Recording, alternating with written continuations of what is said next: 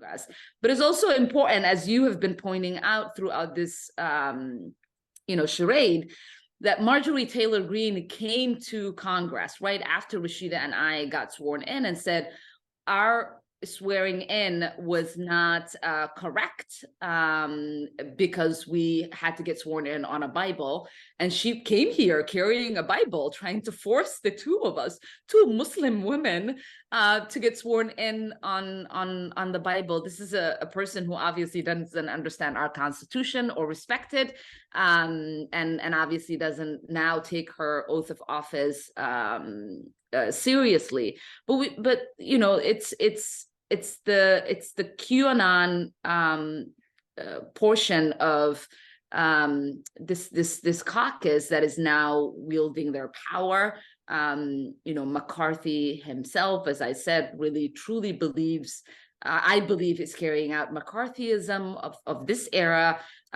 He has come out and said, I think Ilhan is anti-American, which is the most ridiculous thing anybody can say when their caucus is filled with insurrectionists and people who supported an insurrection against our country and our capital and the seat of our democracy, who has seated someone on the Homeland Security Committee that believes 9/11 was an inside job, that the American government is going around killing people in mass shootings, orchestrating that so that they can take people's guns away, and someone who has the most ridiculous conspiracy theories around the border, issues concerning our security. Now that person is allowed to have an opinion on that committee, and he also put her on a select committee on COVID. This is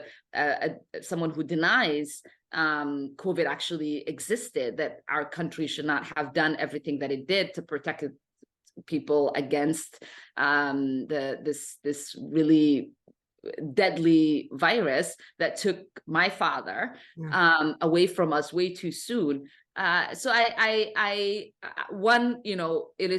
it's important to be defiant in moments like this, because people are attacking your character and everything that you stand for. But it's also important to be truthful and honest about what is taking place, so that the American people understand that if this was about bigotry, it certainly wasn't about me being a bigot, but it was about Republicans putting their bigotry on display.